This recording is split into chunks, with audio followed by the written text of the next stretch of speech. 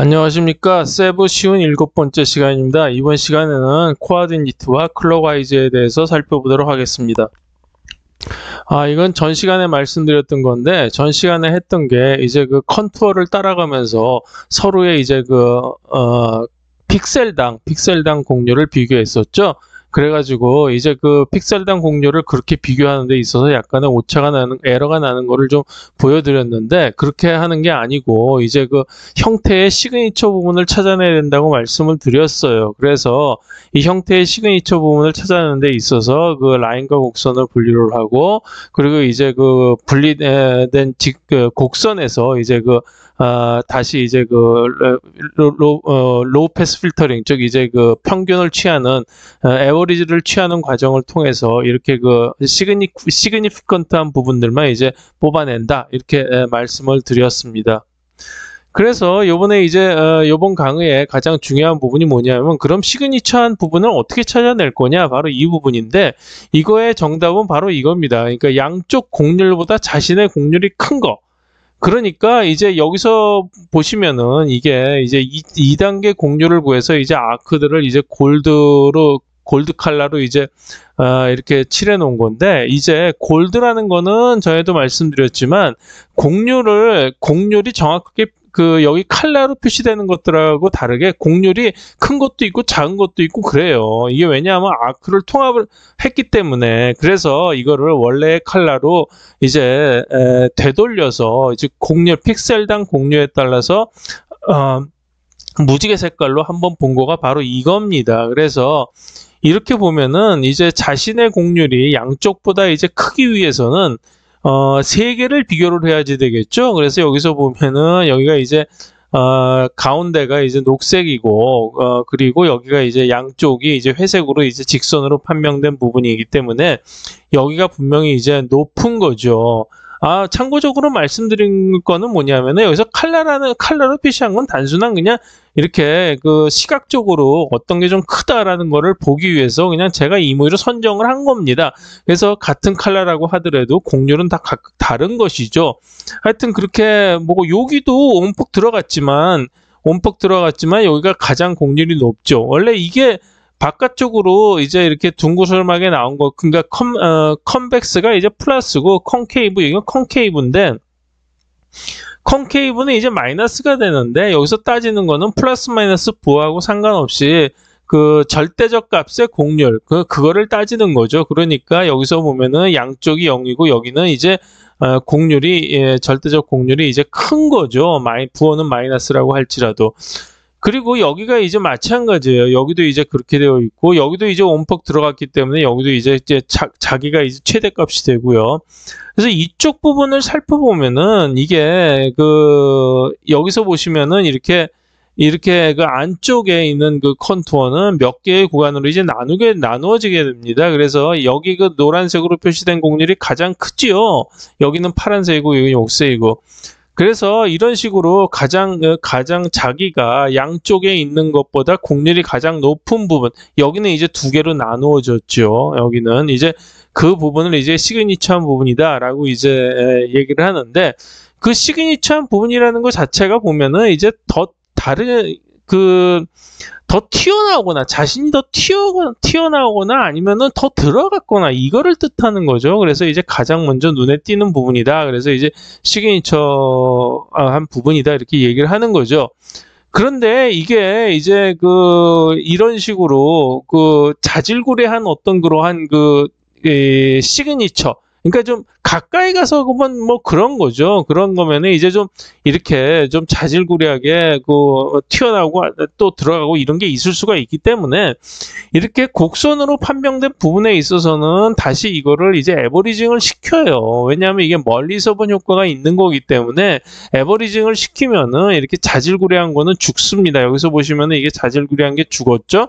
그래서 이거 전체가 하나의 그 시그니피컨트한 그런 부분으로 띄어내지게 되는 거죠. 그런데 이런 경우는 아직도 이게 남아 있어요. 남아 있으면 뭐 할 수 없는 거죠. 이것도 그러면은 이제 다음 시간에 말씀드릴 텐데, 여기하고 여기는 패턴, 그러니까 다른 거하고 즉 여기서 그러니까 여기죠. 여기는 하나로 돼 있는데 여기는 두 개로 나눠져 있는데 그럼 이게 비교가 됩니까? 상관이 없어요. 그러니까 같은 부분만 비교하면 되는 거예요. 왜냐하면은 이쪽 부분이 전부 차폐가 돼 있을 수도 있는 거거든요. 그래서 이제 쪽 클래스를 말씀드린 건데 여기가 차폐돼 있다고 생각하면은 이 나머지 것만 가지고도 전부 구할 수가 있어요. 그래가지고 다음 시간에 이제 말씀드리는 이제 테크닉이 있는데 이 전체 영역을 영역끼리 비교를 하는 게 아니라 하나의 포인트끼리 비교를 합니다. 그래서 포인트가 가장 높은 포인트 하나를 이쪽에 따져와서 거의 비슷한 영역에서 그 포인트에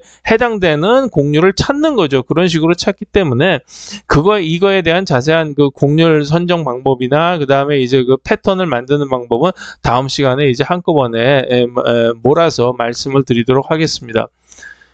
그러면은 이제 방금 말씀드렸듯이 이제 극점 부분이나 주로 이제 코너 부분들이 이제 시그니처 영역을 형성을 하게 되죠. 이게 아시겠지만 이게 2차원 포물선이에요. 여기서의 극점 부분은 여기죠. 이거는 커브예요. 그러니까 곡선이에요. 근데 이 곡선인 경우에는 극점이라고 얘기를 하고 그 다음에 이게 만약 여기서 그 하늘색인 것처럼 이렇게 여기서 직선으로 나갔다. 그러면은 이게 코너라고 보통 사람들이 얘기를 하죠. 그러니까 양쪽에 그 직선이 붙어 있으면 코너가 되고 양쪽도 전부 이렇게 곡률이 있는 곡선이 붙어 있으면 이제 극점이 됩니다. 그런데 실제적으로 한번 구해보면은 그게 그렇게 뭐 확실하게 그렇게 구분이 되질 않아요. 이거는 이제 사인파를 그린 건데 주파수가 이제 높아지면 높아질수록 여기서 보시면은 양쪽이 전부 다 직선으로 이루어지는 구해지는 거를 보실 수가 있을 거예요.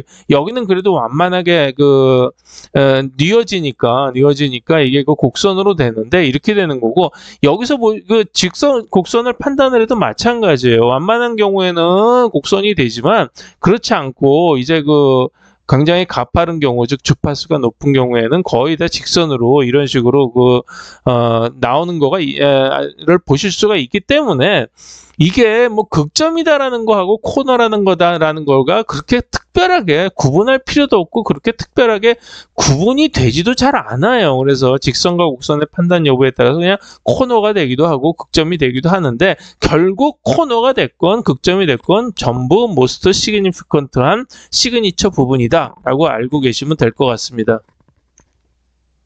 그래서 이제 그 시그니피컨트한 부분에 이제 그 코딩을 하기 위해서는 X축을 먼저 선정을 해야지 돼요. 전에 이거는 이제 그 C 파라메타를 시즌 1에서 설명을 할 때 말씀을 드린 거기 때문에 빨리빨리 설명을 하고 넘어가도록 하겠습니다. X축이라는 거는 뭐냐면은 회전매 위치의 기준이 돼야 돼요. X축이 없으면은 이거는 코딩을 할 수가 없습니다. 우리가 좌표가 없으면 위치를 설정할 수가 없죠. 모든 게 다 그게 그 기준이 되는 거기 때문에 X축을 설정을 해야지 돼요.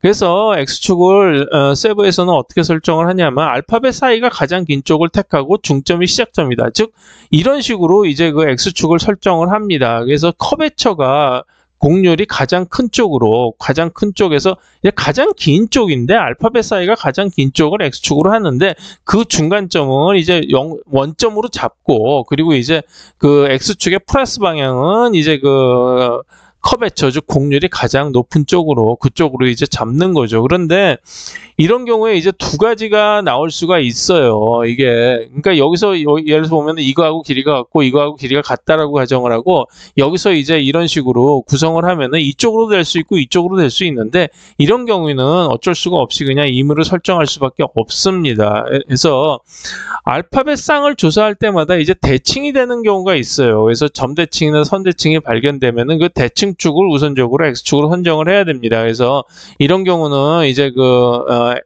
대칭이 이쪽으로 가기 때문에 이쪽으로 X축을 설정을 하고 이거는 이쪽하고 이쪽에 이제 두 가지가 나오는 경우죠. 그런데 이제 축이 몇 개가 이제 설정이 되는 경우가 있을 수가 있죠. 사실 실질적으로는 축이 두 개가 설정되는 그러니까 두 개가 여기하고 여기에 그 알파벳 사이의 길이가 같아서 축이 두 개가 설정되는 경우는 거의 없어요. 소수점 몇 개짜리까지 계산해 보면 0.0001이라도 길이가 달라집니다. 그러면 이게 어쨌든 축이 달라지는 경우에서 그렇게 그걸로 결정되는 거가 아니고 주로 이제 축이 바뀔 수 있는 확률은 뭐냐면은 전 시간에도 말씀드렸지만 이게 로테이션 되고 막 이러면은 사이즈가 커지고 그러면은 모양이 바뀌어요.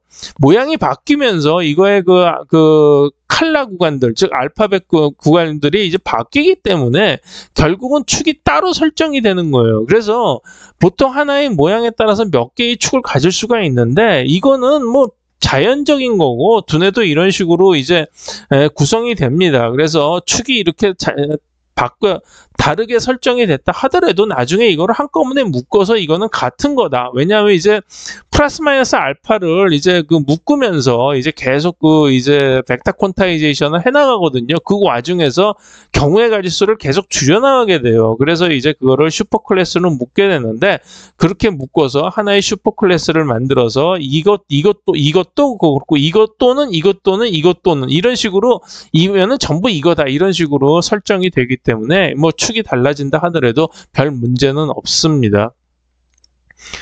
그래서 이제 그 코어디네이터와 이제 클락와이즈를 한번 이제 어떻게 하는가를 말씀드리면 이거 시즌1에서 이제 C 파라메타 설명할 때 이제 말씀을 드린 건데 C 파라메타를 다시 한번 써보면 다음과 같죠. 그래서 C 파라메타에서 이제 8개가 있었는데 이 8개 중에서 컨투어하고 커베처하고 이제 코어디네이터하고 클락와이즈 요 4개가 쉐입의 그 템플릿을 결정하는 겁니다. 즉 하나의 하나의 페이스죠. 하나의 페이스의 템플릿을 설정을 하는 겁니다. 나머지 4개는 뭐냐면은 페이스 플러스 페이스, 즉 비주얼 워드를 구성할 때 이 나머지 4개를 써요. 그렇기 때문에 일단 지금까지 컨투어하고 이제 커베처는 말씀을 드렸고 이제 나머지 2개가 이제 코어디네이터하고 클락와이즈이기 때문에 이번 시간에 이거를 설명을 드리는 거예요. 이거 4개가 있어야지 다음 시간에 템플릿을 만들 수가 있습니다.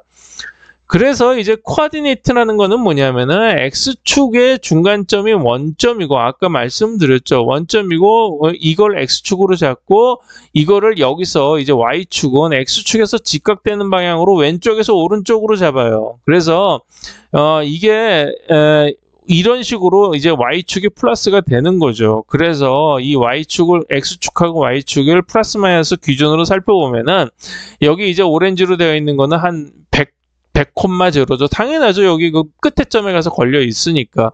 그 다음에 회색으로 되어 있는 거는 95,52 정도 되고, 여기서 이제 빨간색으로 된 건 85,85 이런 식으로 쭉 이렇게 자기 위치가 결정이 되는 거예요.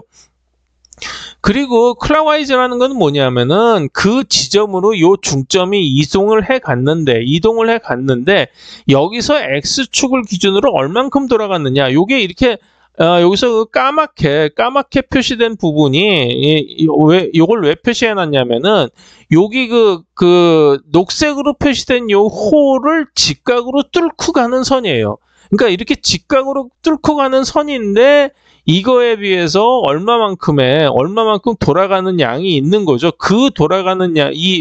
돌아가는 양하고 돌아가는 양이 X축에 비해서 얼마만큼 돌아갔느냐를 따지는 거예요. 그래서 여기서는 클락와이즈는 마이너스 35인데 여기서 제로가 되려고 그러면 이게 정확하게 이렇게 화살표 방향으로 정확하게 직각으로 이렇게 딱 써야 되겠죠. 근데 여기서 왼쪽으로 한 30도 정도 돌아갔어요. 왼쪽으로 돌아가면 마이너스 30도가 돌아가는 거죠. 왜냐하면 Y축 쪽으로 돌아가야지 플러스가 되는 겁니다. 그래서 Y축으로 왜 반대편으로 돌아갔기 때문에 마이너스 30도 정도 돌아가는 거고, 요거는 클락와이즈인데 여기서 요렇게 따지면 요게 요렇게 돌아갔죠. 그래서 한 55 정도 돌아가는 거예요. 근데 나머지 살펴보면은 몇 도씩 돌아가는가를 대충 이제 계산을 해낼 수 있을 것입니다.